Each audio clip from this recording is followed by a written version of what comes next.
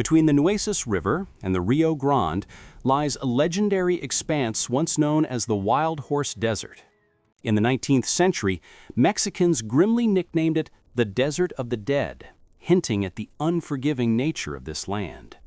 It was a place of searing heat, wild mustangs, and peril, where hostile tribes and lawless bandits roamed freely on the dusty plains.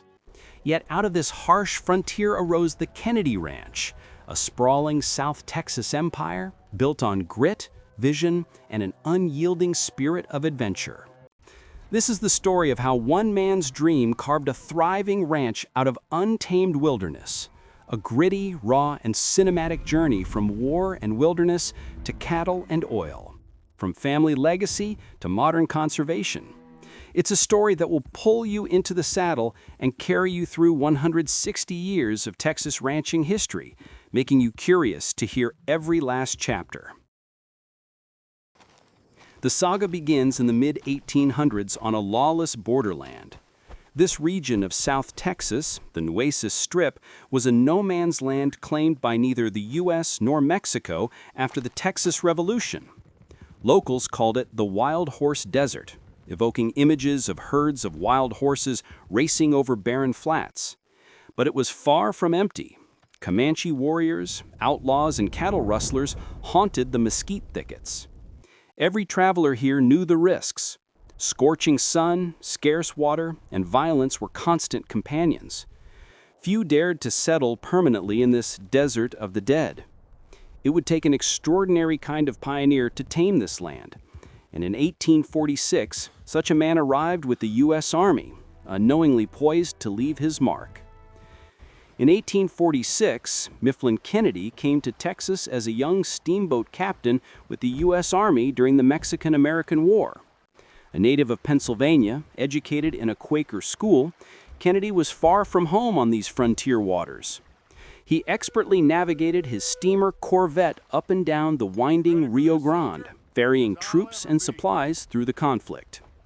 When the war ended in 1848, Kenedy gazed out at the untapped frontier and saw opportunity where others saw desolation. He decided to stay in South Texas rather than return east. Joining forces with a fellow steamboat man, Richard King, he built a profitable riverboat trade along the Rio Grande, hauling goods through an area that had been all but inaccessible. For 2 decades, M. Kenedy and Company dominated steamboat commerce on the Rio Grande, bringing prosperity to its owners and opening up the isolated region. The partnership between Kenedy and King thrived. While King would go on to found the famous King Ranch on adjacent land, Kenedy began charting his own course as a rancher. This former boat captain had the vision of an empire builder. He imagined cattle instead of cargo, and a ranch stretching over the very wilds he had navigated. Kenedy's personal life also tied him deeply to the region. He fell in love with Petra Vela de Vidal, the young widow of a Mexican cavalry officer. Marrying Petra around 1850, he embraced a ready-made family. Petra had 8 children from her previous marriage, and Kenedy adopted them all. The couple would have 6 more children together. This union not only made Kenedy the patriarch of a large bilingual brood, but also connected him to a prominent Tejano family. Petra's father, Don Gregorio Vela, was himself a frontier rancher who had settled lands north of the Rio Grande. With Petra by his side, Kenedy gained valuable local knowledge, cultural insight, and strong kinship ties in South Texas. He was now bound to the land by family and fortune alike, ready to stake his claim in ranching. By the late 1860s, with the Civil War over and steamboat trade evolving, Kenedy turned his full attention to ranching. Land was plentiful, but lawless. Open-range ranchers in Texas at that time typically let their cattle roam freely on unfenced land, but this left them vulnerable to theft and competition. Kenedy chose a bold, unprecedented strategy. He would fence in his range, imposing order on chaos. In 1667, he established his first ranch on a Mexican land grant known as Los Laureles and adopted the laurel leaf as his brand. Then he made history. By 1868, he had built 30 miles of sturdy fence clear across the coastal prairie, sealing off the entire Laureles Range. This fenced enclosure corralled about 131,000 acres of pasture, becoming the first large fenced ranch anywhere west of the Mississippi River. Such a thing had never been seen on the open frontier. This was a gritty, laborious endeavor. Kenedy's men hauled in thousands of creosote-soaked posts and pine planks by wagon, shipped over from Louisiana, since local timber was scarce. Post by post, plank by plank, they drew an immense line in the wild sand. The fence stretched across the throat of the peninsula formed by the Laureles land grant, cutting off stray cattle trails and outlaw hideouts alike. It was an audacious move. Many Texas cowboys and small ranchers resented fencing, and fence-cutting wars would erupt in later years. But Kenedy's gamble paid off. By penning in his cattle, he protected his herd from rustlers and kept out competitors' livestock that might overgraze his grass. No longer could roaming sheep from passing flocks trample his range or thieves drive off whole herds in the night. Kenedy had imposed order on a lawless land with simple timber and wire. In doing so, he became a pioneer of modern ranching. His Laureles Ranch was a proving ground, showing that the Wild West could be tamed with determination and a few miles of fence. Kenedy's success at Laureles caught the eye of investors far beyond Texas. In 1882, after about 15 years of building up Laureles, Mifflin Kenedy made a shrewd business move. He sold the entire Laureles Ranch, all 242,000 acres, to a Scottish syndicate for the astonishing sum of $1.1 million. Having cashed out at a profit, he immediately set his sights on new lands to the south. That same year, Kenedy purchased the La Parra land grant in what was then Cameron County, later Kenedy County, named in his honor. This would become the core of a new ranch even bigger than Laureles. Kenedy threw himself into acquiring every adjacent tract he could around La Parra, expanding his domain piece by piece. What started as one land grant began to grow into a vast fiefdom, one day reaching about 400,000 acres, a territory larger than some New England states. To manage this growing empire, Kenedy incorporated the Kenedy Pasture Company, essentially turning the family ranch into a formal business. He enlisted his sons in the enterprise. Mifflin himself served as president and treasurer. His eldest son, Thomas Kenedy, became vice president. Son James Kenedy was general manager. And younger son, John Gregory Kenedy, took the role of secretary. It was truly a family-run empire. By the time Mifflin Kenedy died in 1895, the La Parra, or Kenedy Ranch, stretched over 400,000 acres of South Texas brush and coast. And his ambitious son, John Gregory Kenedy, known locally as Don Gregorio, would not stop there. Over the early 1900s, John G. Kenedy Sr. continued expanding the ranch through additional land purchases, ultimately peaking at an immense 500,000 acres, about 780 square miles under Kenedy control. This made the Kenedy spread one of the largest private ranches in Texas, second only to its northern neighbor, Richard King's Spread. The Kenedy Ranch now unrolled over 35 miles of Gulf Coast shoreline, encompassing saltwater bays, cactus flats, and lush lagoons. It was an empire in its own right, built in one man's lifetime, yet destined to endure long beyond it. Above, the Kenedy Ranch's historic Big House, or La Casa Grande, sits atop the highest dune on the coast. Built with a steamboat captain's foresight, this 30-room Spanish-style ranch headquarters, completed in the 1920s, was designed to command the landscape, and even concealed Gatling guns on its roof for frontier defense. At its height, daily life on the Kenedy Ranch was a world unto itself, a blend of hard work, self-sufficiency, and a unique cowboy culture. By the early 20th century, the ranch ran tens of thousands of cattle, as many as 40,000 head grazing the mesquite pastures. Supporting them were hundreds of horses, over 800 by one account, and sturdy mules for ranch work. The operation was so large that a small village infrastructure developed on the property. Kenedy Ranch's headquarters, known as La Parra, featured everything needed for a self-sustaining community. Bunkhouses for cowboys, barns and corrals, a blacksmith shop, a carpentry shed, and even an ice house to preserve food in the searing heat. A ranch commissary, company store, provided provisions, and a one-room schoolhouse educated the ranch children. It wasn't uncommon to find a dairy for fresh milk and a chapel for Sunday Mass on the grounds as well. The Kenedy family's stately big house, a 3-story mansion with a red tile roof, stood on a high sand dune overseeing it all, the nerve center of the ranch. From that vantage point, one could see cattle dotting the plains and Baffin Bay shimmering to the north. The house's perch was no accident. Mifflin Kenedy had chosen the highest point, 37 feet above sea level, to protect it from hurricanes and to give the steamboat captain's panoramic view of his domain. The workforce that kept this giant ranch running was largely composed of Vaqueros, Mexican cowboys, and their families. Many had roots in the region going back generations, and they formed a loyal community on the ranch. In fact, the Vaqueros who lived and worked here proudly called themselves Kenedeños, meaning people of the Kenedy. Fathers taught sons the time-honored skills of South Texas cowboys, roping, horse breaking, and herding, just as their fathers had taught them.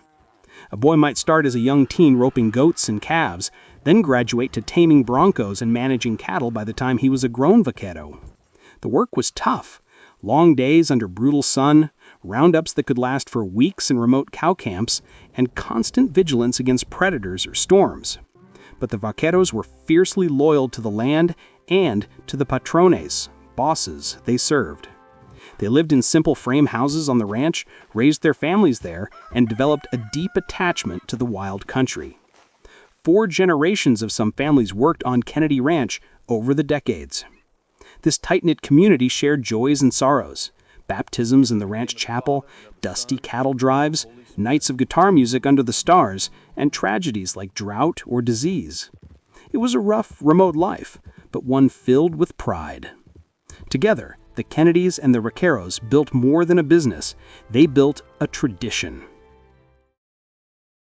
Life on the Kenedy Ranch was not all peaceful cattle grazing. It also had its perils and conflicts. In the early years, outlaws and raiders tested the Kenedy grip on the land.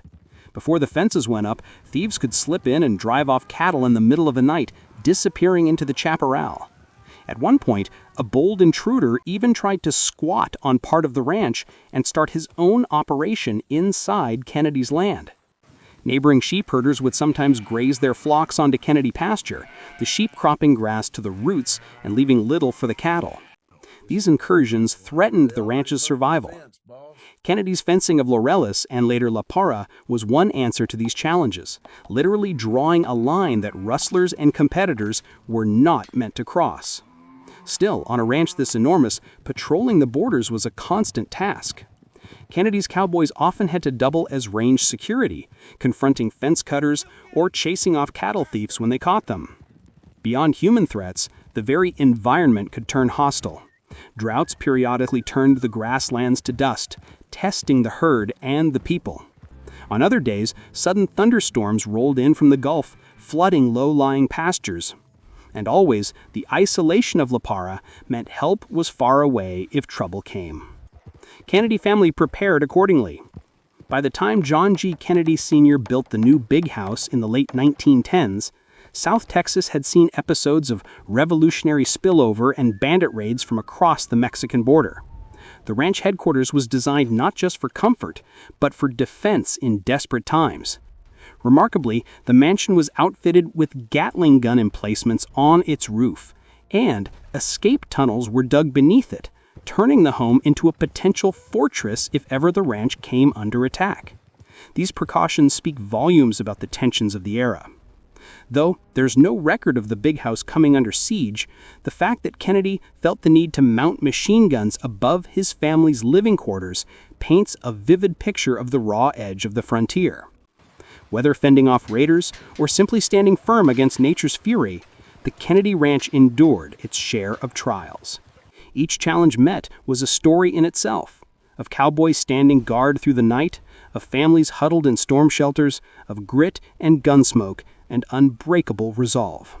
those struggles only added to the ranch's legend, proving that this land could be held and protected against all odds. As the 20th century progressed, the cowboy era began to intersect with the modern age. One big change was the coming of the railroad. By the early 1880s, rail lines finally pushed into South Texas, meaning cattle no longer had to be driven hundreds of miles to market on the hoof. Instead, trains steamed into nearby towns like Kingsville and Corpus Christi, where Kenedy cattle could be loaded into rail cars and shipped to slaughterhouses back east. The old days of epic long-distance cattle drives faded away, replaced by the snorting locomotives and steel tracks of progress. Mifflin Kenedy had anticipated this development and was actually a financier of regional railroad construction. Decades earlier, he had understood that transportation was key, first with river steamboats and later by investing in new railroads across South Texas. His foresight ensured the ranch stayed profitable and connected as the world changed around it. By providing right-of-way for tracks and even founding a company town named Sarita on the ranch in 1904, the Kennedys helped usher in an era of greater connectivity. The town of Sarita, named after John G. Kennedy's daughter, served as headquarters for the Kenedy Pasture Company, complete with a depot, company store, post office, and homes for workers. The railroad brought mail, supplies, and market access, firmly plugging the once isolated ranch into the national economy. The 20th century brought an even bigger boom to the Kenedy Ranch: oil. Beneath the coastal prairies lay rich oil and gas deposits that would drastically multiply the family's fortune. For many years, the Kennedys had focused on cattle and land, leaving those underground riches untouched. But by the mid-1900s, that changed. In the 1950s, under the leadership of Sarita Kenedy East, Mifflin's granddaughter, the ranch finally allowed oil companies to conduct exploration on Kenedy land. The result was an outpouring of wealth. Oil was struck on the Kenedy Ranch and an adjacent Kenedy-owned ranch, unleashing millions of dollars in revenue. Practically overnight, the cattle kingdom was joined by black gold. The timing was fortuitous. By then, cattle prices alone were not what they had been, and oil income helped sustain the ranch and family through changing economic times. The Kenedy fortune, already considerable, grew dramatically when oil was found on the Kenedy Ranch. Pump jacks sprang up amid the huisach and sage. The same range that once only heard the sounds of lowing cattle and clattering hoofs now echoed with the hum of generators and the clank of oil rigs. Oil money funded improvements and new ventures, ensuring that the ranch could thrive even as Texas modernized. By the mid-20th century, the Kenedy family's direct lineage was approaching its end even as their wealth increased. John G. Kennedy Sr., Don Gregorio, passed the torch to his two children, John G. Kenedy Jr. and Sarita Kenedy East. These siblings represented the third generation and, as fate would have it, the last generation of Kennedys. Neither John Jr. nor Sarita had any children of their own, an ironic outcome for such a fruitful family. Illness left both siblings unable to have heirs. John Jr. died relatively young in 1948, and Sarita's husband passed in 1944. By 1948, Sarita Kenedy East was living alone in the big La Parra Ranch mansion, the sole surviving active owner of the ranch. It was the end of an era. For over 100 years since Mifflin's arrival, a Kenedy patriarch or matriarch had overseen the land. Now Sarita would be the last to carry that responsibility. And she carried it with pride, philanthropy, and foresight. Sarita was a formidable woman, very much her father's daughter. She personally ran her portion of the ranch and was known to ride out with the Cowboys, oversee roundups, and even handle a rifle proficiently. She was described as an outdoors girl who could shoot and ride as well as any man. The Vaqueros respected her as La Patrona, and she took care of the families on the ranch, overseeing medical and educational needs for her workers. But Sarita's impact went far beyond the ranch fences. Deeply devout in her Catholic faith, she became one of South Texas's great philanthropists. In 1952, Pope Pius XII awarded her the Pro Ecclesia and Pontifice Medal, a high honor recognizing her service and generosity to the Church. Sarita donated large sums to build churches, support missionaries, and aid the the less fortunate. Perhaps her greatest act of charity came as she planned for the end of the Kennedy family line. In the late 1950s, Sarita Kennedy East established the John G. and Marie Stella Kennedy Memorial Foundation, named in honor of her beloved parents. She wanted the vast wealth and land amassed by her family to continue to benefit South Texas far into the future. When Sarita passed away in 1961, it truly marked the close of the Kennedy family chapter. There were no direct heirs left to inherit the ranch outright. Instead, the Kennedy legacy transitioned into a new form: charitable trusts and foundations. Today, no Kennedy family members remain, but their name lives on through the institutions that now steward the ranch and fortune. The huge ranch has been divided between two main organizations. The northern half, about 200,000 acres, is managed by the John G. Kennedy Jr. Charitable Trust, established via John Jr.'s estate. The southern portion, approximately 235,000 acres, is owned and operated by the John G. and Marie Stella Kennedy Memorial Foundation, the very foundation Sarita created. Sarita also left a portion of land, including the big house and family chapel on about 1,100 acres, to the missionary oblate priests for use as a religious retreat, fulfilling her wish that La Parra's heart have a spiritual purpose. These trusts have been through legal battles and careful management over the years, but their core mission remains true to the family's values, supporting educational, religious, and charitable causes throughout South Texas. In a sense, the Kenedy Ranch itself is now a living endowment for the region, its resources harnessed to uplift the community. A modern scene on Kenedy Ranch. Wind turbines from the Gulf wind farms spin in the coastal breeze, while an exotic nilgai antelope, imported from India decades ago, roams the brush in the foreground. The ranch's vast landscapes now blend Old West traditions with new technology and thriving wildlife. Even as it fuels philanthropy, the Kenedy Ranch remains a breathtaking piece of Texas land, largely wild and undeveloped, just as its founders would have wanted. Roughly 235,000 acres of the original ranch are kept intact as a private preserve and working ranch under the foundation's care. The terrain here is incredibly diverse. Across these acres you'll find native coastal prairies, dense brush country, live oak woodlands, shifting sand dunes, coastal marshes, and even a lonely beach along Baffin Bay where the waves lap the untouched shore. On any given day, you might see white-tailed deer stepping through the oak motte, wild turkeys and quail flushing from the grasses, or feral hogs snuffing under the mesquites. The ranch is renowned among naturalists for hosting over 300 species of birds, including migratory waterfowl and rare tropical birds that venture north from Mexico. Cowboys on horseback still lied fences and tend cattle on the Kenedy Ranch to this day, keeping alive the ranching heritage on the very same range where Vaqueros rode a century ago. They move among stands of Indian grass and seacoast bluestem that cover the prairie, often flushing up jackrabbits or a white-tailed deer bounding away. The wildlife is not just native. One notable resident is the nilgai, a large antelope originally imported from India in the 20th century to enhance the big game on the ranch. Nilgai now roam freely in healthy numbers, big slate-blue creatures often seen trotting across the flats near the windmills.